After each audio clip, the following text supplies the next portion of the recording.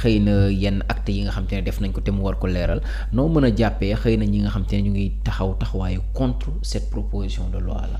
waaw xam nga c'est ça qui est dommage aussi man je me dis par exemple une dame comme maître Aïssata Tall bi nekkoon à l'époque ministre de la justice xam nga moom buy wax di défendre loi bi on peut comprendre que ne moom moo ko porté woon. xam nga du ñëw ba tey mu di ko xalab donc moom sa posture n'est pas aisée mais dañu bëgg xam entre-temps qu'est-ce qui a changé. mais Aïssata aussi li changé wu nga baal ma mais Aïssata mi ñu xamoon ci droit ak article. oui mais Aïssata boo xam ne doo boo koy déglu muy wax on dirait que Victor Hugo may wax. oui du la wax mais parce que simplement ñoom ba ñuy porter loi bi au temps de Macky Sall mais la Pastef dafa waxoon sama yoon nekku ci je ne suis pas d'accord loi bi ñan la doon arrangé boobu est-ce que du Macky moo bëggoon demam rafet mu ne naa leen génne ñoom ñëpp parce que attention il y a quelque chose qui s'est passé boo xam ne peut-être c'est le dernier signe de Dieu envers Macky Sall. Tu sais Abdou Diouf ba muy dem dafa jox Ablaye Wade réew mi ci anam bu rafet. Ablaye Wade ba muy dem daf ko jox Macky ci anam bu rafet. Est-ce que Macky au dernier moment yàlla fee ñëw ko ne ko Macky fexeel ba réew mi boo koy joxe nga joxe ko ci anam bu rafet bu mu yàqoo say loxo. parce que kenn comprendre vers la fin lu tax mu jékki-jékki rek forcé libérer Ousmane Sonko ak Diomaye. parce que neewoon na leen bëgguma maanaam bëgguma sax élection fekk ma fi. voilà bon personne ne comprend aussi lu tax à un mois nga reporter ay élection lu mus sa am ci Sénégal maanaam vers la fin de son régime am na ay affaires yu bizarres yoo xam ne am na fi yoo xam ne même ñi mu àndaloon ak sax comprendre ñu woon Macky Sall report élection yi kenn comprendre woon lu tax Macky ba ko def loo xam ne ça n'a presque sacré une date d'élection présidentielle kenn musu ko changer Sénégal yaa ngi lu ne am na fi nag mais kenn musu ko changer yow nga bàyyi ba à 10 jours des élections nga génnee tes pires ennemis personne n'a compris nga dem ba à 10 jours des élections ton principal candidat nga wone publiquement que ne soutenir atuma ko maanaam vers la fin il y a eu des signaux de Macky Sall qui ne renseignaient pas très bien sur kii fan la bëgg a jëm au juste. mais est-ce que et cette loi là entre dans ce sens. mais est-ce que tey bu la Bougane déggee du wax ne protocole bi la. Bougane gi dañuy signe boobu ndax nekkul signe protocole bi. non Bougane dafa maa mere moo tax bëggatuma wax ci ay wax. bon sama xarit la mais dafa maa mere. dafa am fenn foo xam ne mooy le cas de Macky Sall bi nga xam ne moom lay wax. ñan ñoo def mbir yi te bu enquête bi tijjee ko ku leen doon jox ordre ñu tudd ci ay ministre ñu ne fan la nervis doon dugg siège APR ak la ci jëm.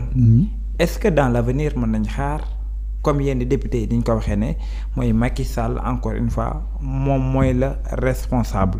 ndax mën nañ dem ba yoon dal ca kawam waaye aussi ndax mën nañoo dem ba parti bii di Pastef ñu APR ñu dissoudre ko ginnaaw gi nga xam ne sart yi nga war a amee parti xam nañ ne ay nervi fu muy dugg mais aussi Macky Sall ndax mënuñu ko cee topp ngir daañ ko ca wàllam yoon. mais bien sûr c'est pourquoi on a instauré ñu indiwaat la haute cour de justice. qui est censé juger le président de la République et les ministres n'est-ce pas le président en cas de haute trahison et les ministres mën leen a juger c'est-à-dire que est-ce que mën nañu wax ne ki nga xam ne moo taxaw ne au Sénégal il y a des forces occultes waruñ ko woowaat ne ko mais forces occultes yi nga doon wax ñan lañ boo ne des forces occultes ça signifie que peut-être que groupe lañ waaye ba ñuy jàpp comme force occulte ñaata lañ jàpp benn nit fekk ku doon voyage yi jógee Casamance di ñibbisi di ñëw Dakar ñu traqué ko ba mu wàcc garage war a ñibbisi ñu ñëw fekk mu taxaw laaj ko turam mu ne tel càq ñu ne ko indi sa loxo ñu takkal ko càq yi ne ko force occulte nga yóbbu ba léegi le gars il n'a rien compris. ñi doon questionner kooku mooy force occulte. ñi doon questionner Aïssata Tall génn moom ne force spéciale ñun est-ce que waruñu xam kan ñan mooy force spéciale yi. C'était une manière de stigmatiser la Casamance à travers des personnes qui ont été identifiées comme des gens qui ont soi-disant appartenu au MFDC ñooñu lañ bëggoon a stigmatiser bëggoon a dugal ci xelu Sénégalais yi ne kat y a des forces yoo xam ne ci MFDC lañ jógee ñoom ñoo ñëw topp Ousmane Sonko à Dakar bëgg a déstabiliser réew mi loolu lañ bëggoon a gëmloo Sénégalais yi malheureusement ça n'a pas marché mais ñooñu seen responsabilité c'est engagé parce que xale yi bi ñu génnee di xeex ñooñu li ñu wax prétexte la pour ñu génn Antoine Diome est-ce que du moom moo doon jox policiers yi ordre formel. mais li muy wax naan bu duggutoon ak force de défense sécurité yi. il y aura plus de morts affaire yooyu et cetera mais est-ce que un corps armé peut se battre contre tout un peuple. ñoom lan lañ fi doon wax 2021 xam nga moo doon première vague bi. lan la fi Macky wax. dem wuti ay ngandaay lu ne mu diggéen fi génn wax naan lu mel ni ça ne se reproduira jamais. effectivement deuxième vague bi ba mu ñëwee. loolu est-ce que du gàcce. la deuxième vague a été beaucoup plus virulente que la première vague.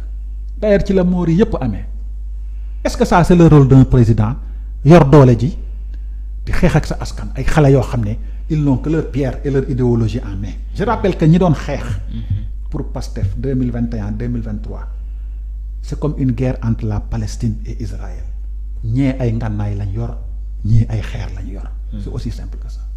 en parlant de responsabilité sànq wax nga ne ci côté ordre yi ni ñu koy joxee bind ko notifié bu fekkee ne par exemple dañ doon joxe noonu ay ordre rek sans pour autant ñu bind ko loolu tamit ndax situer les responsabilités dina yomb. déedéet c'est-à-dire que ordre bi ma la wax. c'est quand l'agent préposé au maintien de l'ordre et de la sécurité juge que cet ordre bi ñu koy jox c'est pas légal et c'est pas légitime. loolu exception la en intervention stratégique exception la c'est-à-dire que nit ki bañ a exécuter un ordre xam nga tirer sur la foule loolu mooy rayal nit ki un policier bu am une carrière wala des policiers wala un corps armé bu am une carrière am une trajectoire xam lan mooy maintien de l'ordre nga ne ko il faut tirer sur la foule moom war na xam ne même tirer sur la foule ne fera qu'aggraver les choses et entraîner des morts. En ce moment il peut juger l'ordre illégal et illégitime. Un corps armé n'est pas un tueur xam nga kooku mën na bañ ne ko non à la place nous préférons faire telle chose mais si le supérieur insiste l'agent est en droit de lui réclamer un ordre écrit loolu laa la expliquer un ordre écrit mais ça c'est des cas très rares bañ na ko ba supérieur yi koy nangu sax bariwul ils vont préférer te relever et chercher quelqu'un qui fera le boulot à ta place te su boobaa yow dañ lay topp insubordination rek mais je veux dire que France da ngay gis tout le temps ay manifestations zéro mort ngay gis c'est-à-dire les forces de défense et de sécurité doivent être entraînées de telle sorte que ñu bañ a utiliser fetal di tirer ça c'est la réponse la plus simple tout le monde peut le faire soo tegoon tey Aly Khoudia devant une foule ne ko réagir rek ma jël fatal gi armé tiré loolu moo gën a yomb mais policier dañ la war a jàngal nga am yeneen stratégie alternative une façon d'agir pour faire face à la foule moo tax France da ngay gis ñoom ak manifestation yi nii la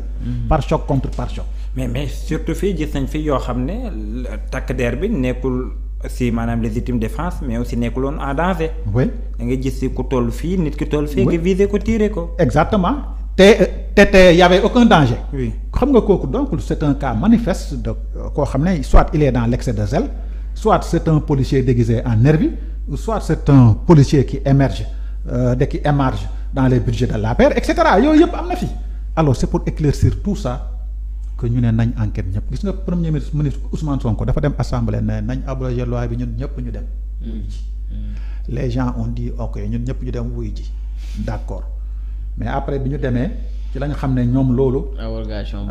abrogation bi baaxul.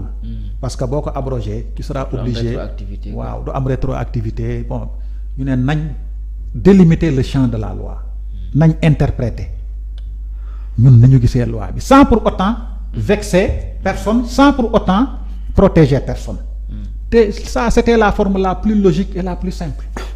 noo jàngatee ci loolu ginnaaw bi décision boobee jógee ñu ne dañ ko bëgg interpréter taxawaayu que ça soit les mouvements de la société civile ak yeneen tant que ñoo xam te ne xëy nga ci ay jamono ay 2011 xamoon nga leen boobu ba léegi xëy na ñàkkul ne am na yoo xam te ne jotoon ngeen ko seex noo jàngatee xëy na seen taxawaay par rapport ak bon société civile man je pense que vraiment aussi ñu ngi ci seen rôle et moi je dis que c'est très bien il faut que chaque segment de la société puisse jouer le rôle qu'on attend de lui. Le rôle de la société civile, c'est pas de dire dóoral, saagal, gaañal, etc. Au contraire.